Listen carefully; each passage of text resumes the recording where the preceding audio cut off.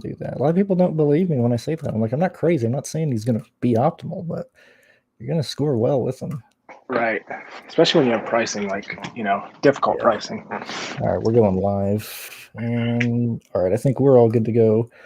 Yet again, thank you guys for joining us. I'm Brandon. That's Jordan. You can find his stuff at fantasyracing.com. I really like having Jordan on here. I like talking with people, and I think we're going to go at this race in two drastically different situations or two drastically different ways to approach it. I think you and I are both on the Kyle Larson train. Like with me, I'm just 100% Kyle Larson. If he blows a motor on lap 3, I'll just try again tomorrow. I'm not going to fight Kyle Larson at all. So basically for DraftKings, I'm making 5 driver lineups. I'm locking Larson in everything. Yeah. Where do you want to start here? Do you want to start with guys that you're like pairing with Larson, or guys that you like? Let's start with Truex, because I don't know what to do with Truex today. Mm-hmm. And I keep going back and forth. It's Truex and it's Charlotte. Can you fit Larson and Truex into a lineup? Do you have any lineups with Truex and Larson in it? I do not have any interest in Truex today. I'm only playing 6 lineups, some in the 15, some in that $10 contest. And I couldn't get to Truex at all. Since I'm so high on Larson, I don't think Truex can get in there. Now, if I was going to go Truex, I think I would fade Larson. I think that's the way I would build Truex lineups. I don't think Truex and Larson work together, because if you looked at how Truex has ran this year in this package, it's not the dominant performances that you've seen from Truex in the past. And I think what's leading people to Truex this week is his track history, his DFS history here, of pretty much scoring the most amount of lineups each time we run here. And so I think that's kind of where that interest is really coming from, but I don't see it this year from him. Mm-hmm. Yeah, it all depends on just how good Larson's going to be, I think, because in this package he is so good this year. It's not funny how fast he is. So if he leads from start to finish like Truex did in 2016 or whatever, yeah, I don't think Truex could get into the optimal. But if Truex comes in once it gets dark, he takes the lead, and those are the two main dominators. That's where I see it working out. Yeah, and this is going to be a really cold race compared to what we normally see here. Normally it's hot and slick and like super warm. From what Pierce was saying earlier today, it's overcast. It's going to be a cold race regardless throughout the day. Like, it's not going to be freezing, but this is going to be a colder Coca-Cola 600 than we're used to. Maybe that flies into Truex's wheelhouse, but I just see everything going to Larson, and so I'm trying to imagine that Larson leads during the daytime, or at least like the first 2 hours of the race. So I'd give him like 180 laps led, maybe 200 laps led, 150 fast laps to Larson. I'm giving that to Larson, so I'm trying to figure out who leads later in the race if somebody does do that, and maybe it's Truex, but I don't like the lineups you make with him. It leaves you really punting, like at really ugly prices, and I don't like the 4K. I don't like the 5K here. I'm trying to stay with Newman, Priest, guys like that, versus really trying to dig down and make that lineup work. Do you like McDowell at all? So you got to sell me on McDowell here, and for everybody looking at my screen, this is kind of like how I'm ranking them here, my projected finish. If you want my full projections, you can find them at my Patreon. You can actually join the $3 tier today. I'm giving it out because, I'm trying to get people to join me for the rest of the month, because we got a lot of races next month. So if you give $3, if you join the Do It for Dale tier, you can get my projections for tonight. But the McDowell, I'm seeing a lot of people go to McDowell, and I think he's going to be very chalky. But I'm giving him like a 21st place finish, and I think that's a scene that I don't think we're going to see him like knock the doors off this field. If that's the case, I think Priest can outscore him in $200 more. I think there's an argument to be made for Alfredo. If Alfredo can get up to like 25th, 24th, and McDowell finishes, 23rd, 24th, I'd much rather pay $5,500 for Alfredo. And so as the week has gone on, I've gotten less and less interested in McDowell. I have 2 lineups with him, but I'm really concerned about the amount of ownership that I think he's going to get. Yeah, I have noticed that, and I talked about him a lot. I really like him. I like what he's doing with this package this year, though. I mean, 17.9 average running position. It's easy to look at the average finish of 13.8 and say, yes, McDowell, but I like to look at average running position, and him at 17.9 is pretty good. So that's why I like him. Plus, his track history here is pretty good. He's typically about a top 20 driver. Yeah, and when I was looking at past optimal lineups, we've seen Corey LaJoie get in quite a bit over the last few years, right around this price range too. I talked about on the Dirty Air podcast as well, of like you're seeing the last guy in your lineup be anywhere from 59, 58, 56, 55, and I'm trying to figure out, am I following that too much? Am I going with McDowell just because he's kind of there, or like I said, I need you to sell him on me, because I'm very hesitant on believing that it's a McDowell type of data where he's the only guy in the 5K range that has the amount of upside relative to his ownership to being in the optimal lineup. I wouldn't say he's the only guy down there. I just think he's the best. I think he's the fastest of them, and it's going to take some luck for guys like Priest and Alfredo to get up there. It's going to take Rex. Because even, McDowell finishing 21st, he still outscores Alfredo finishing 25th. So sorry, go ahead. But speaking of Corey LaJoie, I do like him. I think I wrote him up in my article, actually. Yeah, I did, as a tournament play. I think he can finish, like 22nd. So if I'm pivoting down there, I'm probably going to LaJoie. Yeah, I have Michael McDowell projected for 24 points, Corey LaJoie for 22 today, just because I'm worried about LaJoie's cars. We've seen that he's, maybe not him exactly, but Haley, we've seen Haley with constant motor issues, constant car issues. He almost never finishes a race. This is 600 miles. I'm concerned about Haley finishing this race because of that. I'm also concerned about LaJoie. Like, I would argue that the cars that he was often with, the Go Fast car from last year and the year prior to that, I think that was a better car than this is. And man, if I don't trust LaJoie, that's kind of what funnels me to McDowell. If I don't think, man, it's tough. It's tough. Like I have Alfredo, Priest. I can't remember times when Haley actually blew up though. Like, I feel like he's finished around 30th every race. Yeah, but he either goes into pits or he finishes laps down. I know obviously he had the issue at Richmond, but if you look at how many laps he's going down, like, he doesn't have the same speed as LaJoie. I gotcha. Let me bring it up. Sorry, I guess in my mind I consider if you're finishing 6 laps down, I assume, like, I don't even keep you in my mind of like finishing the race. I just assume you go to the garage. Let's check and see how he's done this year really quick, or how many laps he's completing. So Austin last week, he had a steering issue. If you want to count that, go ahead. 5 laps down at Darlington, finished 28th. 4 laps down at Kansas, finished 30th. Obviously, the Richmond issue got crashed at Martinsville. At Atlanta, a race that I think is going to play out very similar. Maybe not in terms of who wins. Like, I guess you can argue that because Larson, should have won Atlanta. He should win here. But he went a lot of laps down in, 325 laps. He went 6 laps down at Atlanta. I think, Haley kind of gets trapped lap down, and so I think that hurts his upside, and that kind of goes back to why I'm hesitant on LaJoie, if that makes sense. I gotcha. Yeah.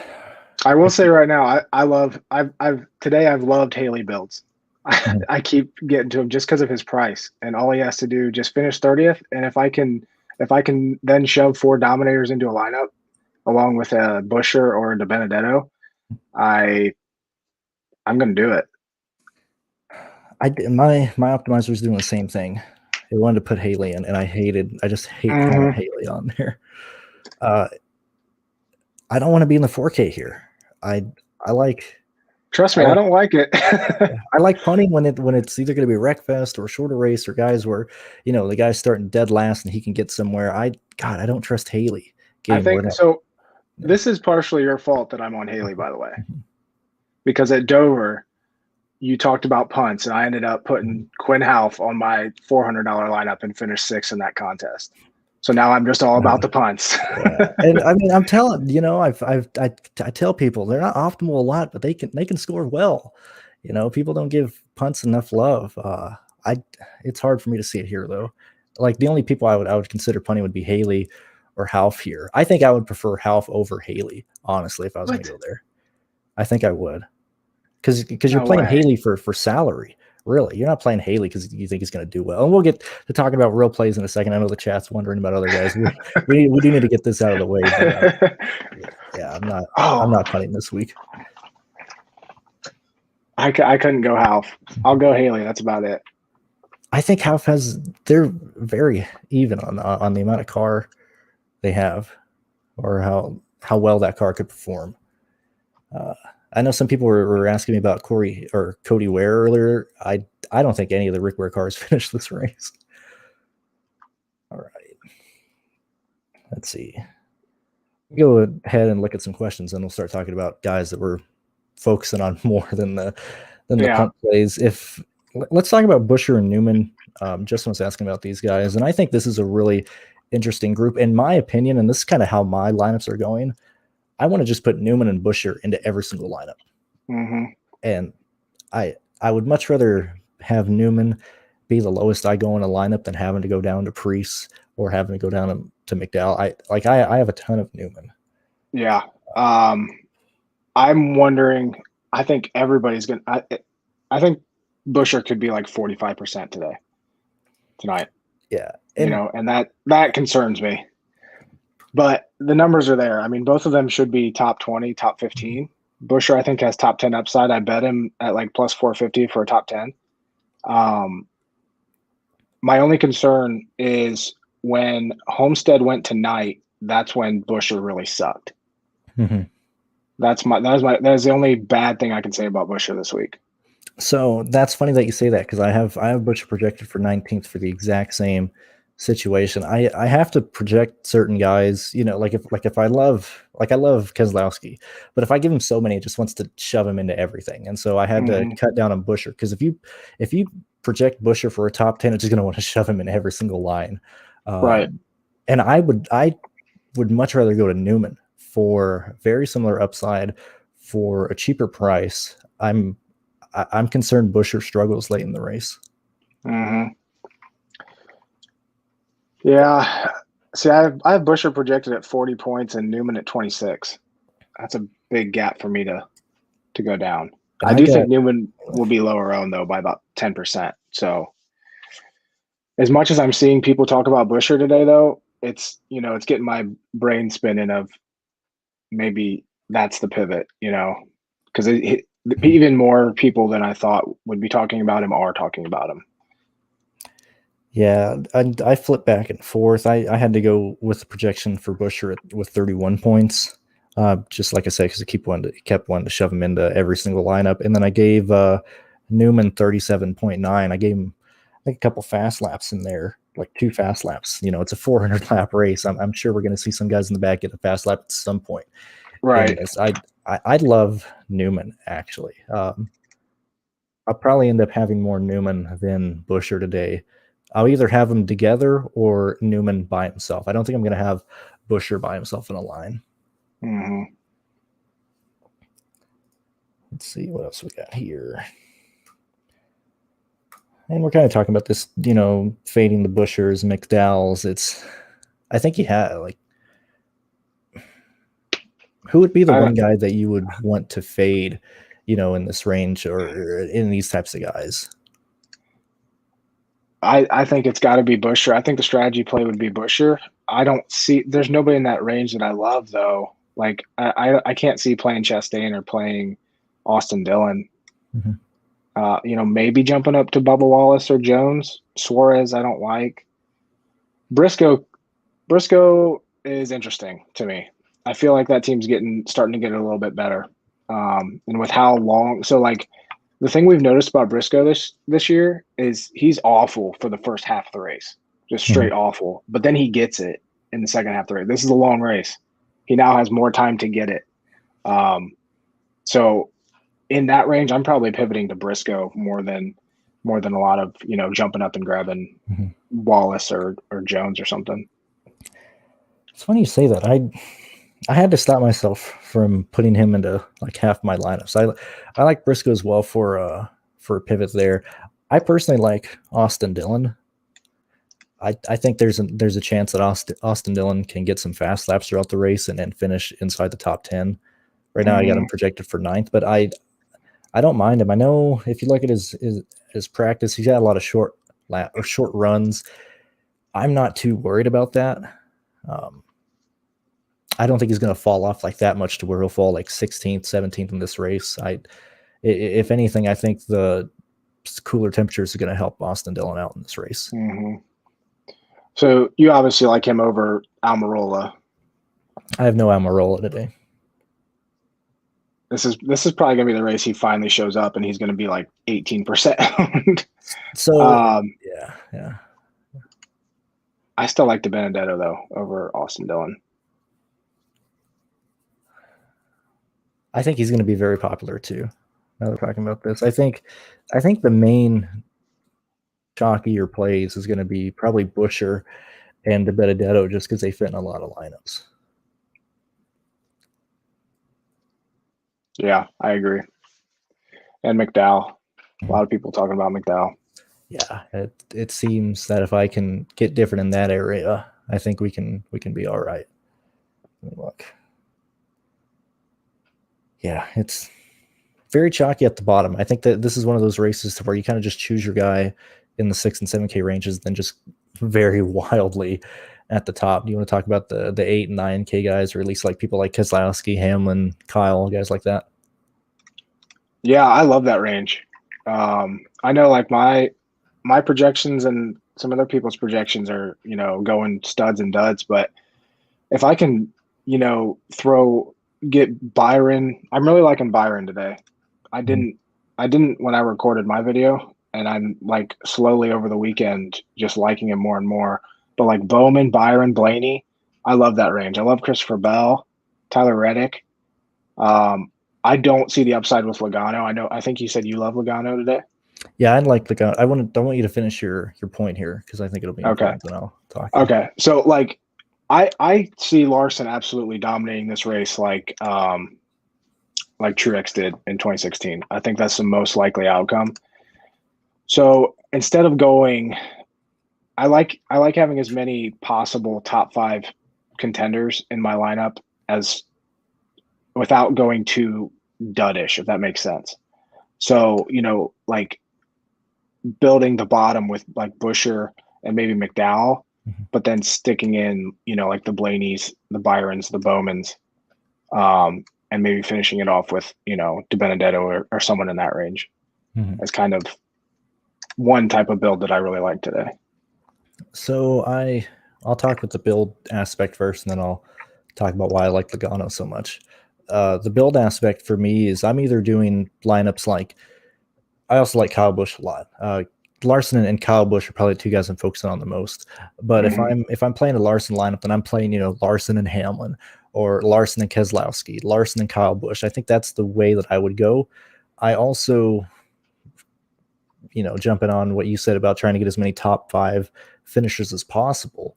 Because of that, I'd love Logano. We're going to see him get back to, the top 7 car, the top 5 car that we see Logano in and out of usually throughout the year. I think practice is hurting Logano, or maybe not practice exactly, but I think losing Todd Gordon going to Blaney, and we've seen Blaney's elevation at his finishing positions, and we've seen Logano kind of go down in how they're finishing. I think the loss of Todd Gordon hurt Logano, but Logano's at $8,800. This is a top 6 car. I know we haven't seen the speed. I know he struggled at Kansas earlier in the year. I was going to say he struggled every 550 race this year. I know, man. But I love Logano. If you go Kyle Larson and then a bunch of 8K guys, I love that type of build as well. And maybe not even you can play Ryan Blaney, or you can play Keselowski. Like, Blaney's underpriced. I think Keselowski's underpriced due to qualifying. Even Hamlin, Logano, Bell, all these guys are awesome values. And I think that's why I'm ending up on Logano. So maybe I'm trying to find reasons to be comfortable with playing him. Right. So like right now, I was just messing around. Like Larson, you can fit Larson, Keselowski, Blaney, DiBenedetto, Buscher, McDowell. Like, that's a solid lineup for me. Because I think Keselowski is going to be my algorithm has him projected to finish 2nd, and I think he's going to get some dominator points in there as well. My top 3 scorers today are Larson, Kyle Busch, and Keselowski. I got Larson, Kyle Busch, Hamlin, Keselowski. So yeah, Hamlin's my fourth, so it's the same. It's the right. same guys. And I mean, we kind of just said that. I think that's why we're seeing people go to Justin Haley or really go into the punt range to try and fit all four of those guys in a lineup. That's a bit worrying for me. I think that's why I don't like that type of build. So what do you think of? So my projected optimal lineup is Larson, Kyle Busch, Keselowski, Buscher, McDowell, Preece. What do you think of a build like that?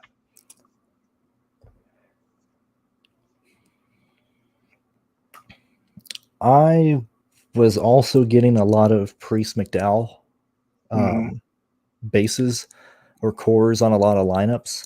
I think that's where a lot of people are going to go, and maybe that's why I'm so hesitant on getting into the 5K range, because I like that line that you just said. I think I'm pretty sure I have that projected somewhere in here to score very well. I'm concerned that we're going to have a lot of people with that type of lineup construction to where it's McDowell and Preece, or McDowell and LaJoy, or McDowell and all those guys in the 5K range, to where you kind of end up going down the same avenues to where it kind of chops at the top.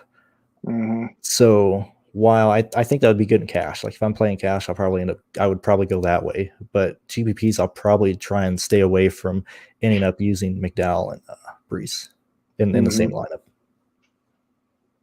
That makes sense. Let me see. Who do I have the most ownership to down there? Well, I kind of just said my thoughts there. I think that's why Briscoe is a really good play, and somebody that I think you need to at least have one lineup to. And same thing with Alfredo. Like I think Briscoe and Alfredo would be places that I'd want to pivot to if I'm ending up with Preece and McDowell. Maybe try and change the lineup to where instead of those two, I get a Briscoe in there, I get an Alfredo in there. So would you pivot off of like Buscher down to Briscoe and stick with Preece and McDowell? Yeah, probably. Yeah. I think I do that. Yeah. And so we kind of already talked about it, but right now I have a lineup with Austin Dillon. I have a lineup with William Byron. I have a lineup with Logano, a lineup with Reddick. And so, like I said, I'm kind of just pivoting to where I'm kind of checking all the guys I want to in and out of different lineups with Kyle Larson.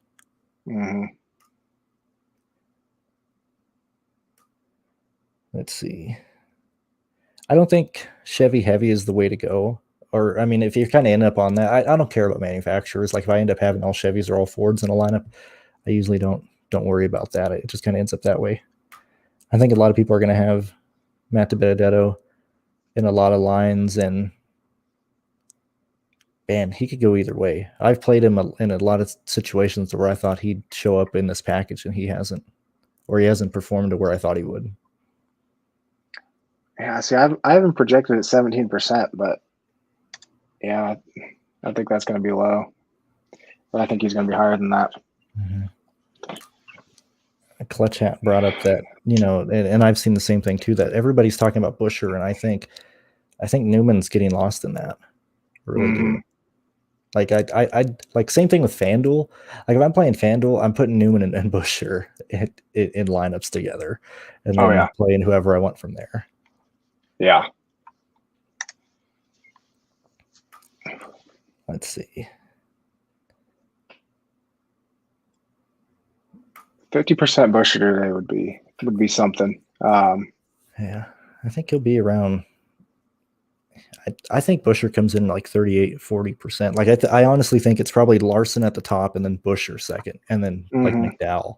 I would not be shocked if Buscher is the second highest owned driver. And yeah, that's the only thing I'm worried about. But I don't think. I think having the trimmed out car might actually help RCR in the cool night. Like I said, I might be trying to find things to, make me feel better about playing Austin Dillon or Tyler Reddick. Also, congratulations. We got a clap for ACS for having a great night in the Truck Series, then winning the 20K contest last night. I mean, Good job, man. He's part of True That was DFS, part of my solid. Patreon. That was an awesome line. Good job there.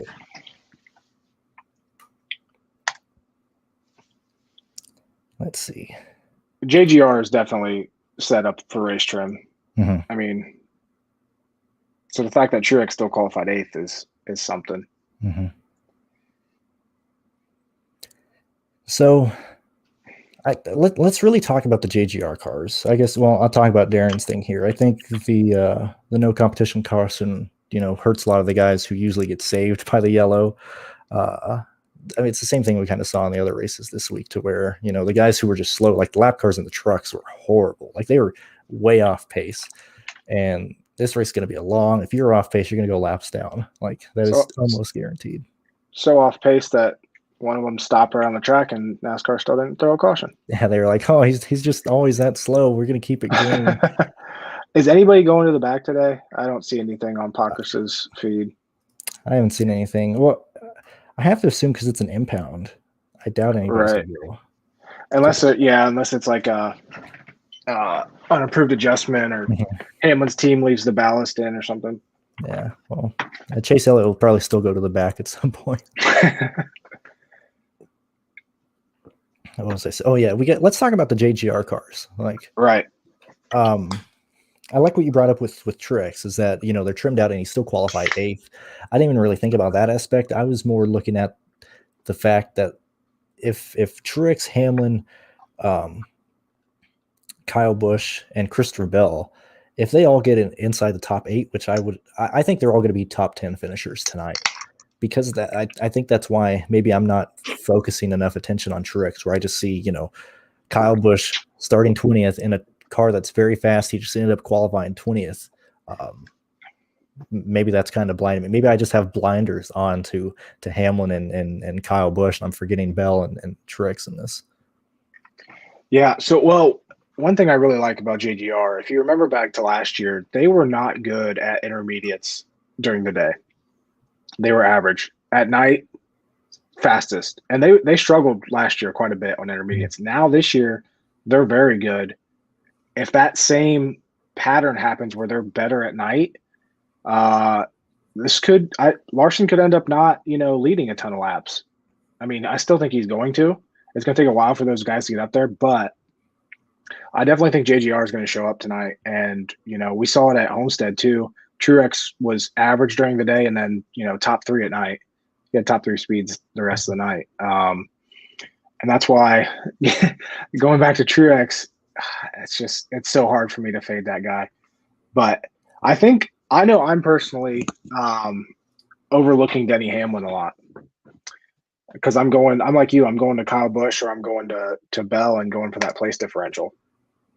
Well, no, I'm going to Hamlin way more than I am Bell. Like I haven't ended up on Bell as much as you have, whereas I made sure to get a Larson and Hamlin lineup together. I think even have Larson, Hamlin, and Kyle together. I forgot really? if I do or not. Let me look. I'm pretty sure I tried to do that. I know, like I said, Hamlin's my second projected driver, and maybe it's just my bias against him that I haven't built any lineups with him in it yet, at least by hand. But yeah, I think he's going to have a good night. He starts 14th. I just hate the price. Really? 10-8, yeah. 10-8. If you look at how many, let me bring this up. Hold on, I gotta find it. Because if you look at, where the heck is my stuff at? If you look at how many fast laps Hamlin usually gets on a normal weekend when he's not leading, oh my gosh, I can't find it. There we are. I'm still trying to find, I just closed out of my window.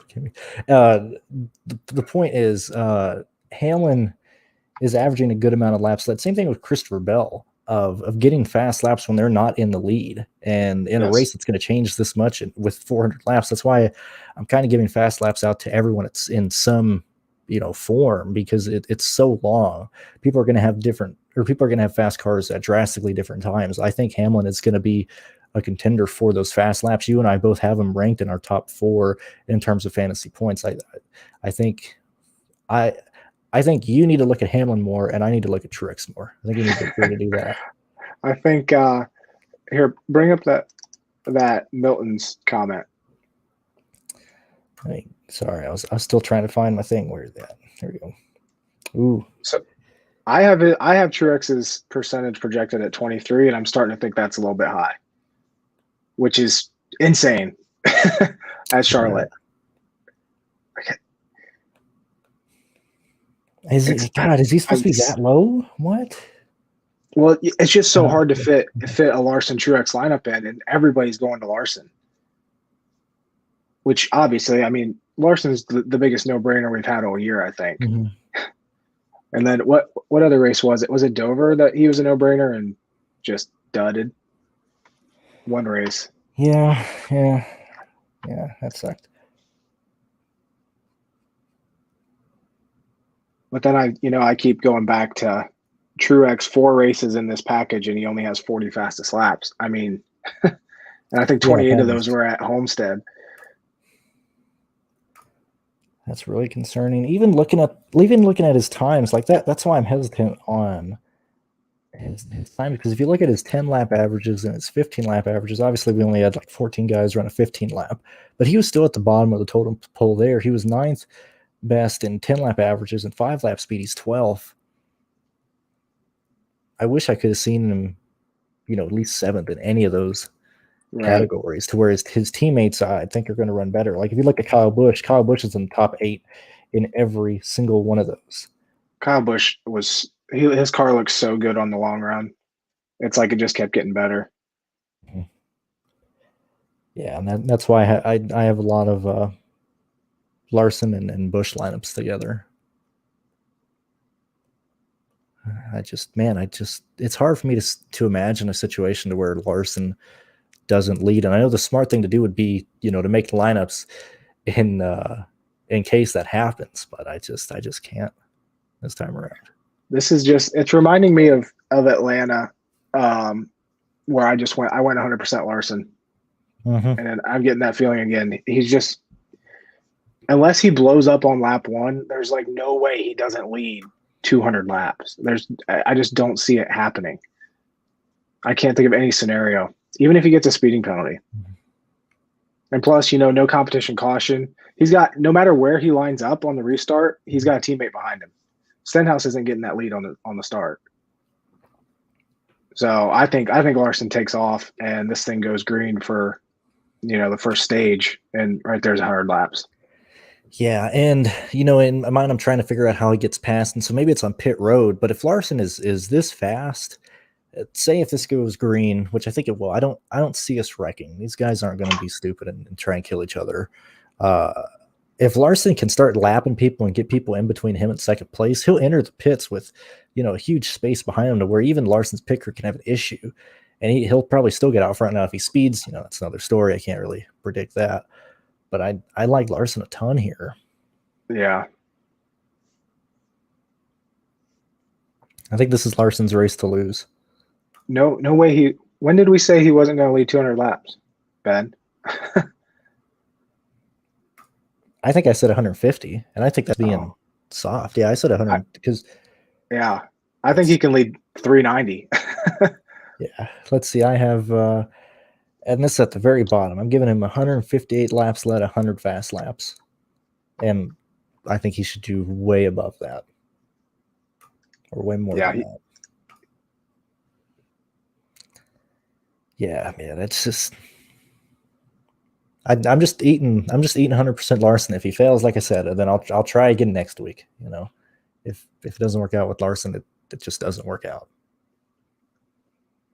Yeah, that car has just been so good every single time this year. I have his ceiling at 180 points tonight. I mean.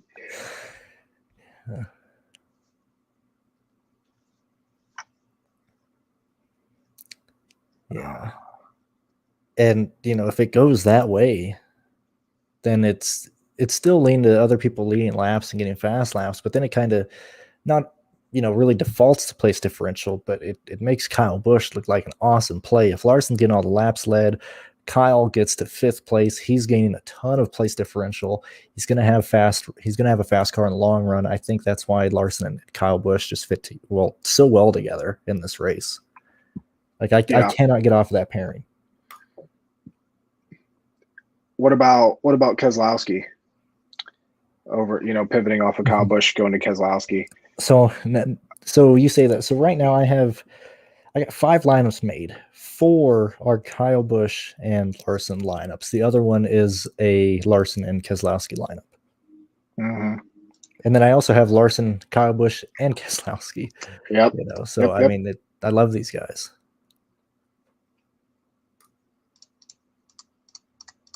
That's a good question there about Chase Elliott. I don't feel like we've talked about him at all. And he is good here. And he just won.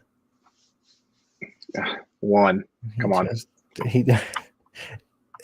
I think I've Pierce talked about it as well, but I was kind of telling him the same thing.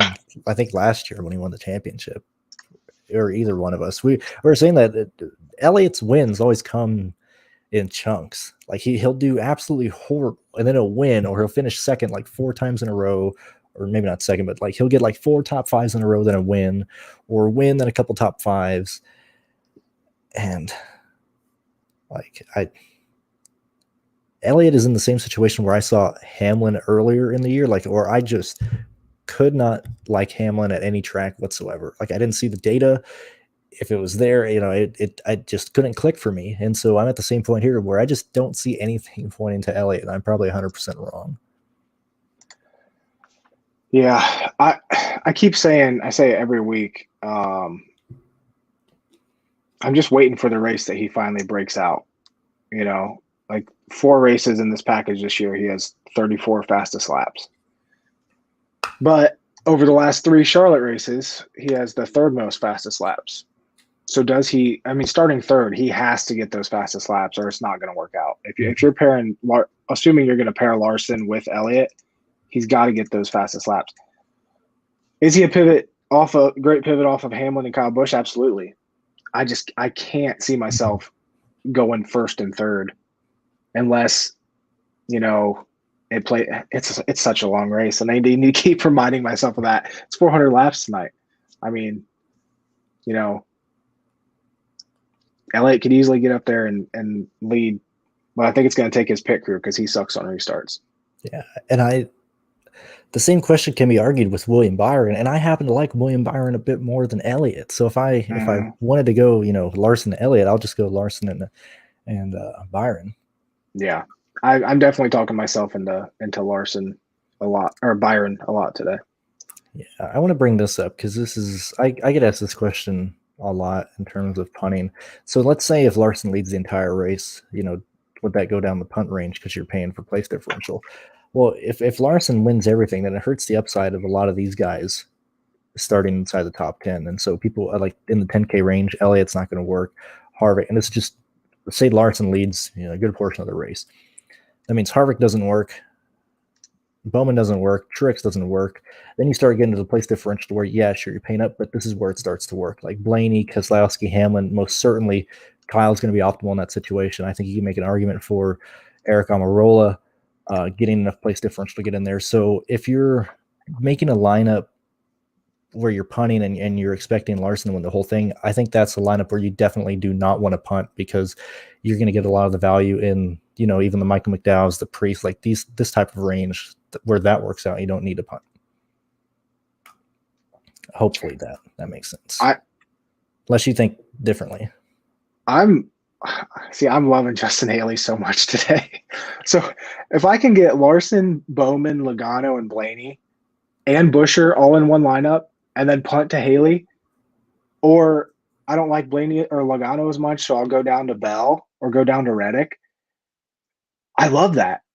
If I can go down to Reddick and then jump off of Bowman and go up to Keselowski. I love that. I love that type of build today. And I don't know. It's just, let me look. It's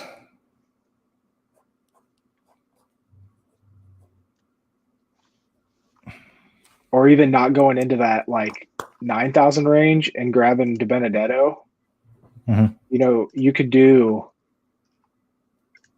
Keselowski and, well, you couldn't. Here, let me do this quick.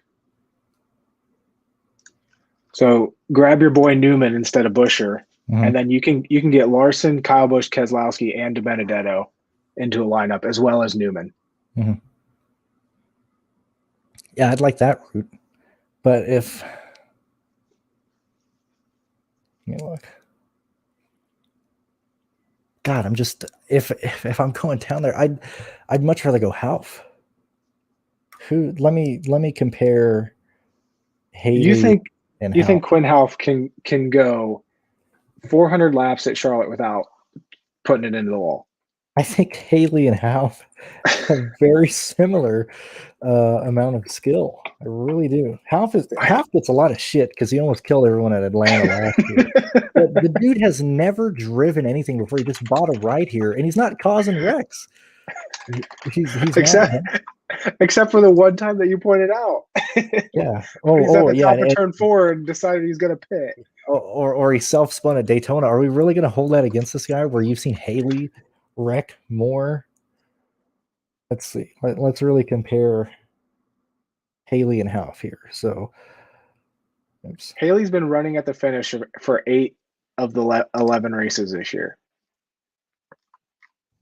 Here, let's really look at everything. So, and I'm going to look at the road course. When I'm looking at punts, I'm looking at how this car is running.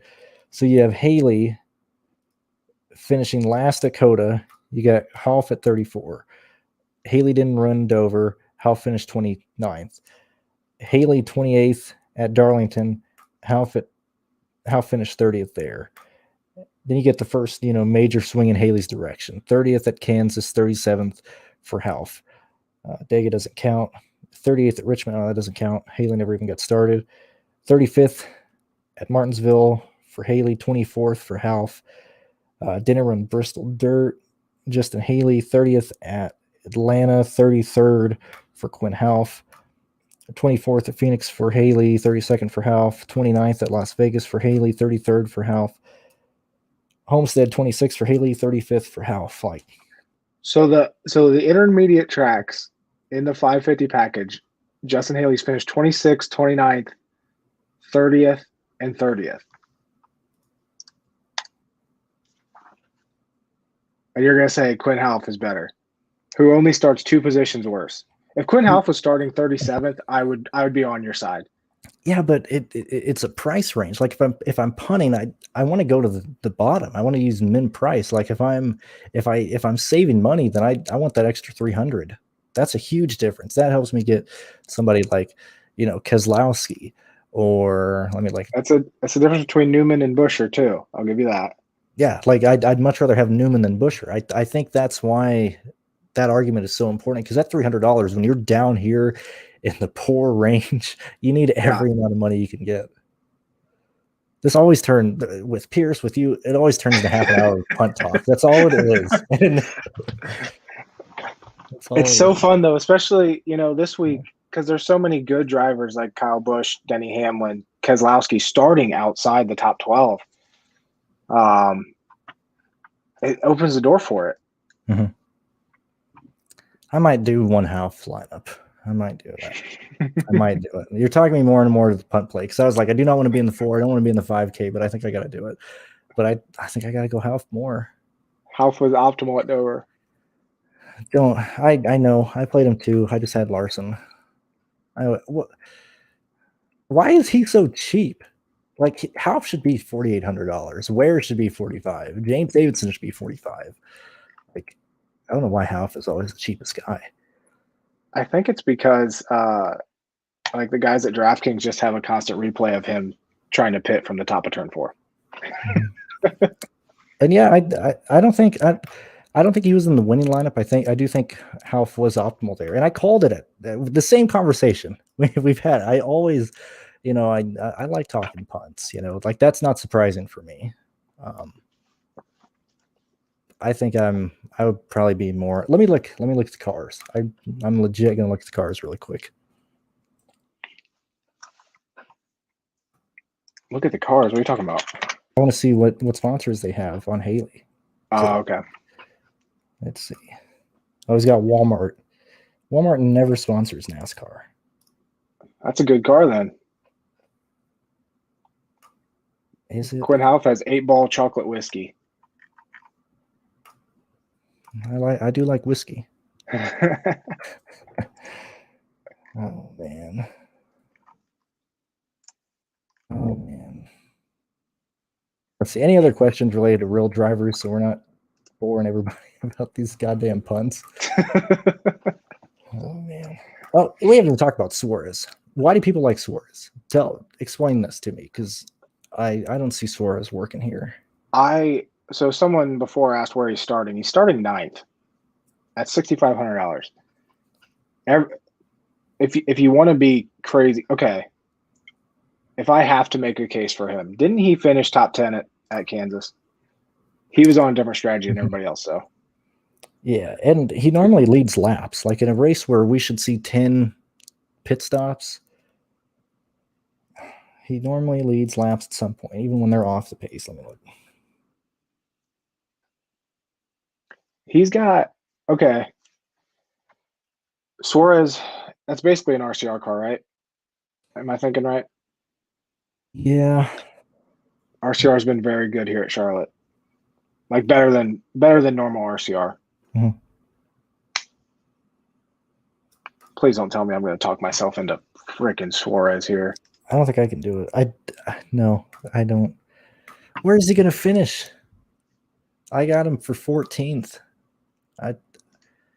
Maybe we can make an argument there, but if I'm not using them and they're not popping off, like, what are we going to project it for? I'm giving Suarez 23.9 DraftKings points. I'm also giving Chastain 26. So, yeah, I don't see it from Suarez. I like Ryan Newman and Buscher more. I think they outscore him. I have Suarez projected for 12.5 points. I love the strategy of pivoting to him, but the chances of it working out are less than 1%, and I don't like that. Mm-hmm. Average finish is 17.3 on intermediates this year. Just don't see it working, and I don't think he was ever even good here in good equipment. Mm-mm. No, and I guess that's another thing I want to bring up, and that's one thing that I always stress at Charlotte and Texas, because I know Texas is huge in turns 1 and 2, but they typically race very similar in a sense of, if a driver is bad, to where if they end up getting a lot of wrecks or they end up having a lot of problems, like it's only amplified at Charlotte. Like if you have issues at bigger tracks like Las Vegas or Auto Club, it just seems to amplify here at Charlotte. No matter who the driver is, it's always, if I'm hesitant because the guy seems to get loose, he seems to wreck, kind of like Tanner Gray. Like it just seems like a race where Suarez is going to struggle personally, and maybe not car wise, but I think he as a driver struggles here. He did finish with Gibbs. He finished 11th, 6th, and 15th, but that was also Gibbs in 2017 and 2018. Yeah, same thing can be made with Eric Jones, and Suarez is a better driver than Jones is, but he's not that much higher.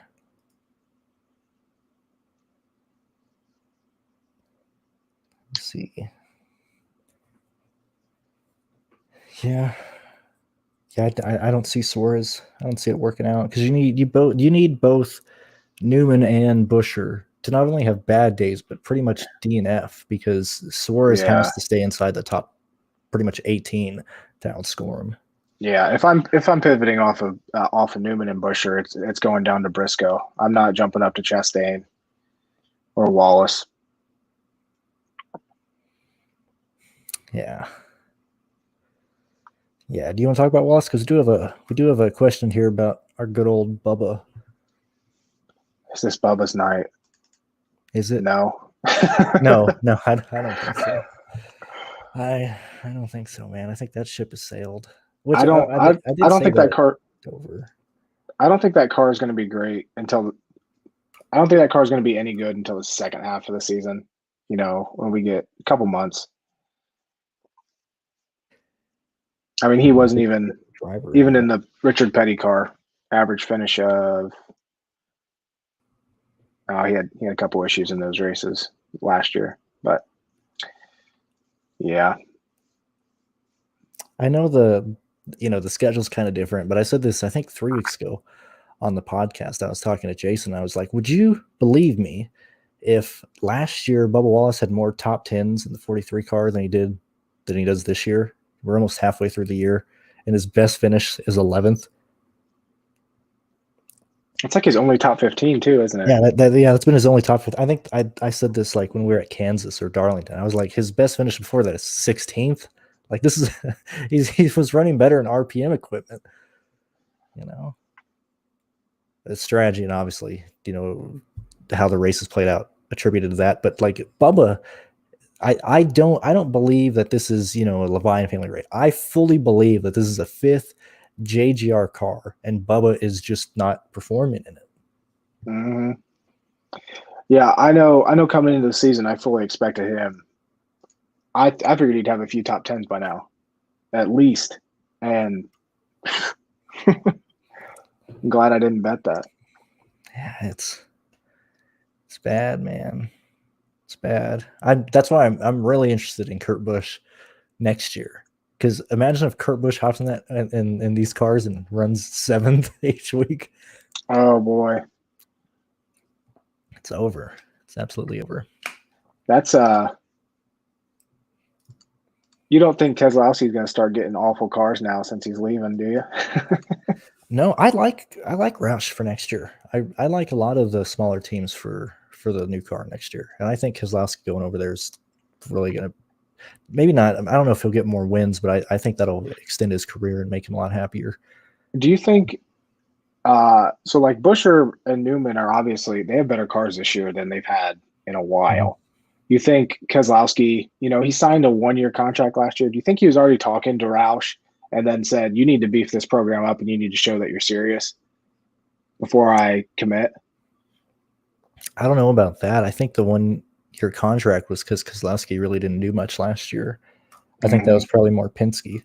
Like I love Brad. I think he's probably the smartest driver in the field. I know Newman has a degree, but I think Keselowski is probably the best or most intelligent guy there.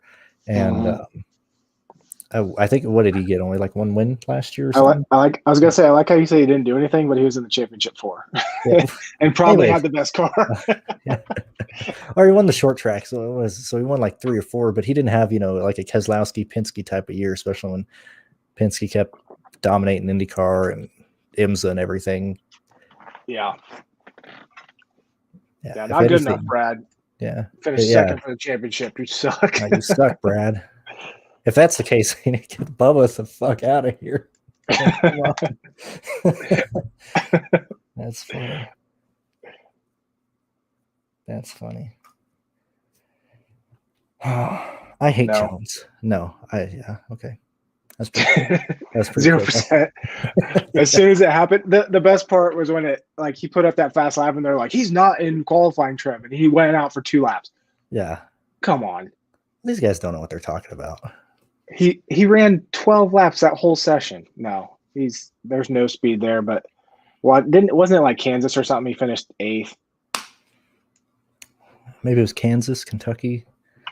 One of those races earlier this year was like, maybe he might be decent. No. Mm-hmm. So part in my mind, I feel like there's a real possibility maybe not a similar incident, but if we get cautions late in the race, that's going to just change everything. Like, this is a track. We've seen it in the trucks and the Xfinity series. Cautions literally breed cautions here. And these cars are made out of tinfoil. If there's any contact whatsoever, those drivers are done. So I'm worried about that, in like 7 hours after 2 red flags or whatever, when it's 11 p.m. and somebody gets a tire rub and wrecks the field or something. I am kind of worried about that.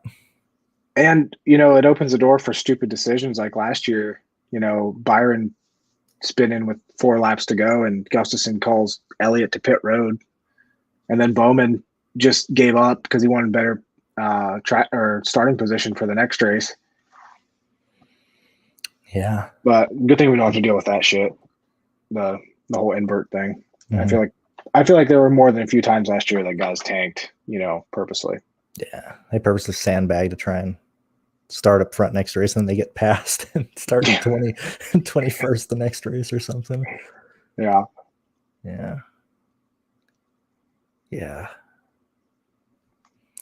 Let's see.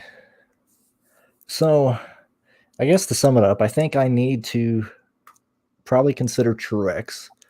I probably need to consider at least one punt lineup. And I think just Kyle Busch and Larson is the way to go, and mix and match with other guys in the 10 and 9K ranges with those guys.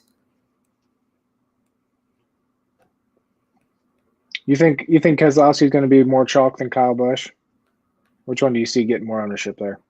It's got to be Kyle, because he's easy to fit with Larson. And I mean, maybe it's the tout community, because everybody I've listened to loves Larson or loves Busch, because we all believe that, hey, he has long run speed. Maybe the public doesn't see that. Maybe they see the blue deuce back with Keystone and do something. They do something there. I don't know. Yeah, it makes me like Hamlin more. Like I said earlier, I need to put more thought into Hamlin. Yeah, I'm telling you, man, I'll make a Truex line if you do a Hamlin line. All right, we need to do that. That's funny. Pat with health. So I don't mind that line, but I feel like the ownership on Matt DiBenedetto is going to be huge as well. And I don't like Elliott. I don't like Elliott with that. I think I'd rather. It's so hard for me to not go, Larson, and then instead of Matty, go to Buscher. I think you can fit that if my math's right in my head. Yeah. Let's see. We're approaching an hour being on here. So thank you guys for chatting with us. I'm not on Harvick. Are you? No, I won't have any Harvick. I don't like the price enough. Yeah, I don't like it either. It's just I just believe in Larson so much. 17 fastest laps on intermediates this year. Just he's not showing anything. Mm-hmm. I will say I think Blaney's going to be very good tonight. 61 fastest laps this year on intermediates.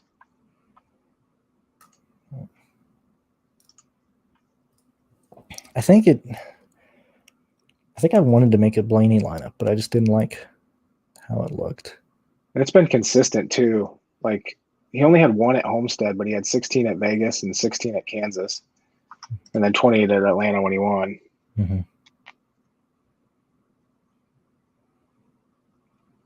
And Larson, of course, Larson's fastest laps this year were Homestead, his best track. Mm-hmm.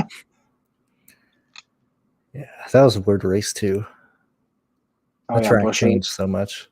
That's why I'm worried about. That's why I'm kind of just focusing on the first half of the race, and however the second half plays out, that's how it goes.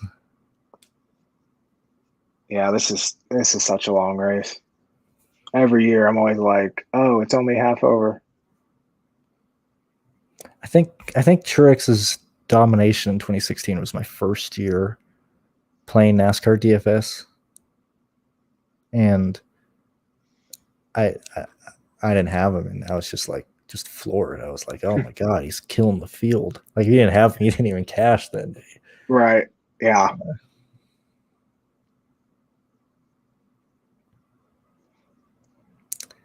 Yeah. Any other good questions? Yeah, sorry, I keep flipping over to my stats, so I missed the chat if we're missing anything. Let's see. We talked. Well, here's a question for you. Who do you guys like for betting? So I bet Keselowski 13-1. I grabbed Hamlin at 10-1 and Larson. You can get him at 6.5-1 on FanDuel. So those are my straight up bets. And then I got Buscher plus 450 for a top 10 or plus 550 or something. And then DiBenedetto about the same odds for a top 10. Yeah, this was one of the weeks that, Larson is still at 35.5 on Prize Picks. Like, so if I was playing on Prize Picks today, I'd put him in there. I like Larson on Prize Picks today. That's close as I can get to betting here in Texas. Let me see, Byron or Blaney. I'd have what to go about Byron and Blaney? Oh, that's interesting, ballsy, and interesting. I think Blaney's better, but I'm talking myself more into Byron today as the day goes on. So I do like combining them though. I think, and I would play one or the other, and I have Byron. I don't have Blaney right now. Let's see. I can't believe, like, I feel like Blaney's not getting a lot of talk. I don't know why. I guess, God dang it, man. I guess I need to make. Like, so many people are going. So many people are lineup. going to Logano, I guess, or Blaney in that range, or Byron in that range. But getting Ryan Blaney at 9,000, starting 11th, he was the best on low wear mile-and-a-half tracks last year by a good margin.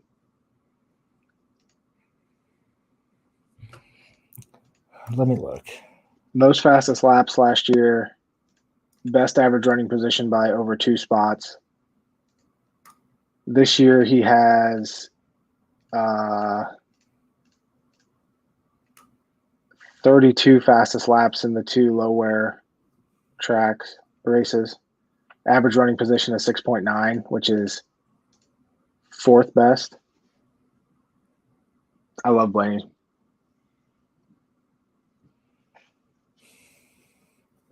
If you look at his fast laps and laps led, if you compare those two,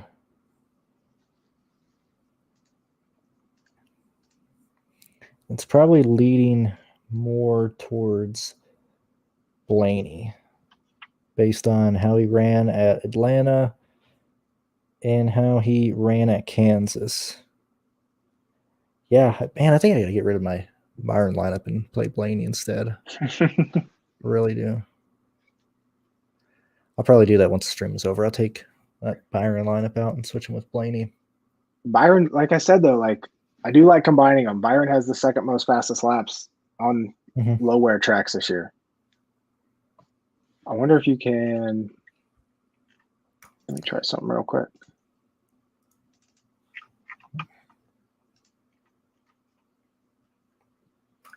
Let me see what that looks like, because as everybody knows, I'm playing Larson. So if I was to play Larson, Byron, and Blaney, what is that?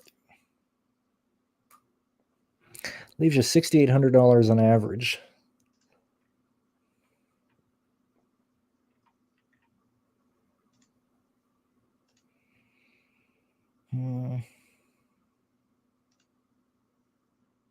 Who would you rather play more, Truex or Blaney?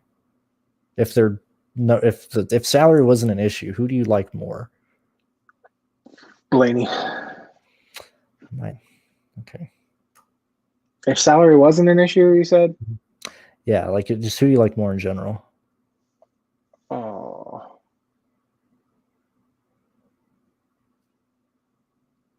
Because looking at this year, it looks like Blaney's a better play than Truex. I mean, yeah, all the numbers say Blaney because, like I said, best on low wears last year, better on low wears this year. I mean, Truex, 2 races this year on low wear tracks, 8 fastest laps. That's just absolute garbage. And it's not like he's running bad. He's has an 8.1 average running position. Yeah, I think Blaney. Yeah, I think Blaney too. I might have to get rid of that because I got that one lineup I got to make. So I'm trying to decide who I want to pivot to because it's normally a pivot type of lineup, and I don't have a Blaney lineup, and I like the builds with Blaney and Larson. I think we need to consider that once you've already considered all the quote unquote better plays. Kyle Busch, Hamlin, those guys. Right. Let me see. I would hate to be playing single entry this week. Personally, I don't think this is going to be a fun week for single entry contests. I bet, yeah, Larson's probably going to be 60, 70% owned single entry. Yeah, I think you can get more leverage in a multi-entry contest by going 100% Larson than playing a single entry and playing Larson, if that makes sense. Yeah, I think if I'm in a few single entries, I think, and I'm probably going to do non-Larson lineups and then just go 100% Larson on everything else. Yeah, and those lineups only work if Larson has a bad day, you know. Which I think that's a good point. If you're playing single entry, don't play Larson and just hope he wrecks, you know, or has an issue right out of the gate. But yeah, I agree with you.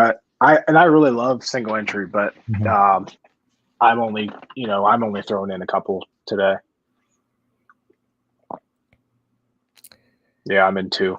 Yeah, I'm not in any this week. Do you want to talk about FanDuel really quick? I know we kind of talked about that, you know, very, very slightly, but yeah, let's do it. So I normally don't spend all my salary on FanDuel, but all the lineups that I'm liking is using all the salary or like 1,000 to 500 left. Like I can't normally I can build lineups that leave like 3,000, 2,500 on the table on FanDuel. I can't get to it today.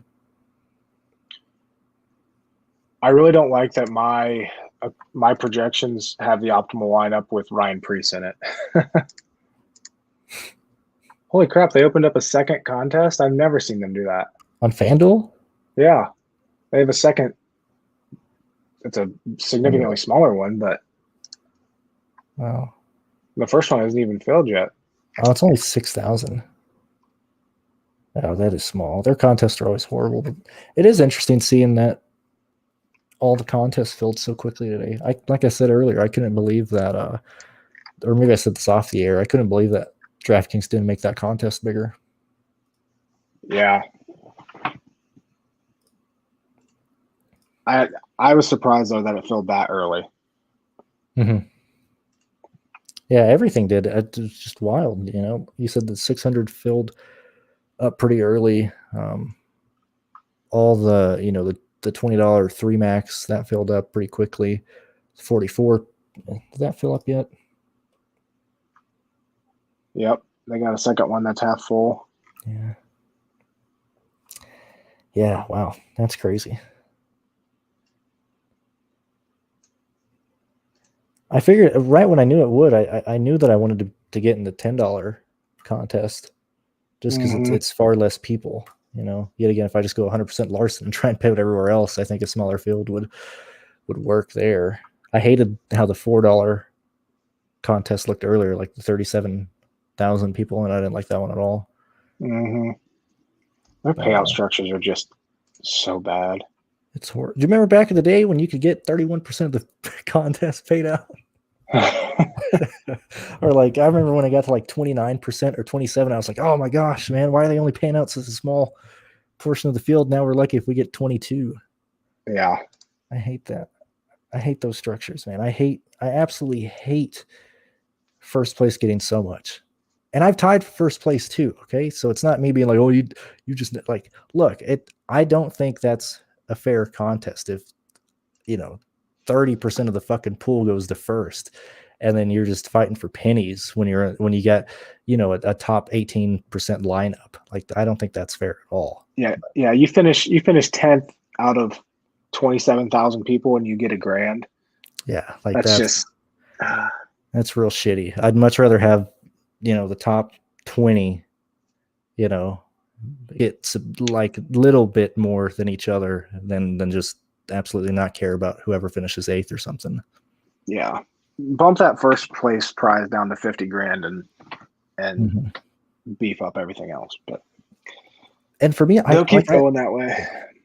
And it's getting worse and worse. I just figured, like, even for casuals, I mean, I know not everybody has the Roto Grinders add-on to see what's paid out in each one, but I would think that, you know, if you see a higher number of the contest being paid out, like 30%, you're more likely to play. in it. But I guess they're just trying to chase that one. And then it really sucks when you tie. When first place ties, then it's just really useless. Right. Because typically if it ties, it's a 40-person train. Yeah, I think when I tied, I ended up getting like 1,700 on like a 50,000 to win tournament. I was Let's see. Any other questions? I know we got about 130 people left in here. We've gone a little bit over an hour, so thank you guys for being with us. Thank you, Jordan, for wanting to hop on again. Let's see if we got any last-minute discussions here or anything.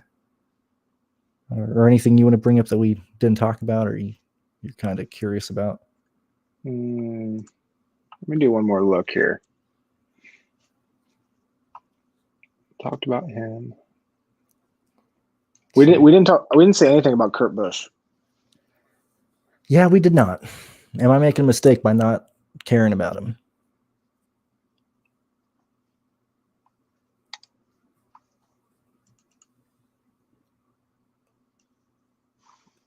He's been getting, 5 to 10 fastest laps a lot of races this year. He's obviously gonna be the lowest owned in that range. You got Bell starting 17th, Reddick 15th, Logano, Blaney. I just don't know if I can.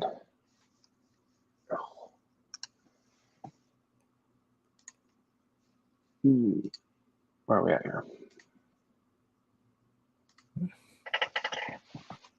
Yeah, I don't see top 8 in 7 of the last 9 here. If you need a reason to play Kurt Busch.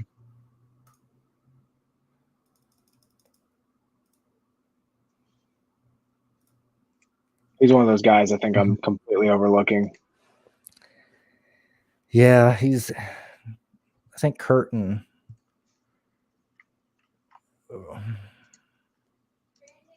Yeah, I think Kurt is just a guy that if I miss on him, that I think that's just what's going to get it done because I don't see Kurt. I don't see Kurt working.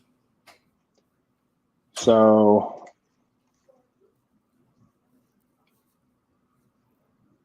okay, most of his fastest laps in the 550 package this year came at Homestead.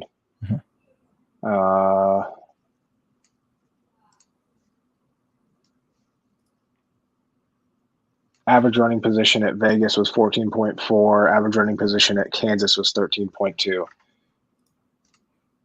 Throw in the fact that he's pretty good at Charlotte.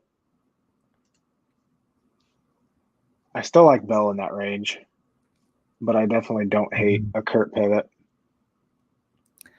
I like Bell more. Probably like Reddick more.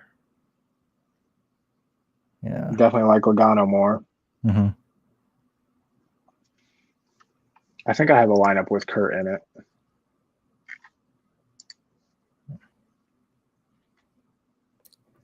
Yeah, that is a good question though. I'm glad that you brought up Kurt Busch because we still talked or we didn't talk about him. The no competition caution, if anything, I mean, not having a competition caution, I don't project for that. I just project, whatever race it is, to whoever I think is going to lead laps early is just gonna help him out. Hopefully, lead those laps. So hopefully that helps Larson lead the first stage or up until the first pit stop or whatever. I hate restarts. I hate stages. So yeah, I think the no competition caution definitely helps Larson. I mean, helps make the case for Larson. Yeah. I guess we'll end it on the Keselowski talk because I've kind of said that I liked him, but I guess we haven't gone in as much detail as I thought we would on Keselowski. I think he's going to be pretty popular just because he's so cheap, starting 13th. Like if you're looking for place differential to add on to your Larson lineups, it's going to be yet again Larson, Kyle Busch, Larson, Denny Hamlin, Larson, Brad Keselowski. He's just a guy you kind of end up with going to as one of the guys to fill out Larson lineups. Yeah, I think he's my my algorithm has him projected to finish second. So I Mm-hmm. really like Keselowski this week. 18 plus fastest laps in 3 of the 4 intermediate races this year. Got up and led at Vegas, Kansas, and Homestead. And then, finish wise, second at Vegas, third at Kansas. It's hard for me not to like him a lot, especially at that price. Mm-hmm. Yeah, I know my projections love him. Yeah, I think he's pretty underpriced. All right, let's see. I think we've covered about everything for today. I'm very happy with this one. I think we talked about a lot of good stuff. Yeah. I think we covered a lot. So please support me, support the channel out. Go support Jordan at Fantasy Racing Online. You can donate through his site there. Everything he offers is free. Free videos. He usually does 2 a week. He has his projections on there, or ceilings and I guess medium projections. That's more what you do, right? Yeah. Versus just, yeah. I do more just like one and done projections. Like, this is what I project the guys for. No ceilings, no floors. Just, this is what I'm building lineups with. But yeah, Go check his stuff out. It's free. I always listen to it. I think you should too. And thank you guys for tuning in. We're going to quit it there, and hopefully we can continue this going through the rest of the month into June and the rest of the year. I think we're both liking it. Everybody else is liking it too. Thank you guys for watching. We will catch you guys next week. And yeah, thanks for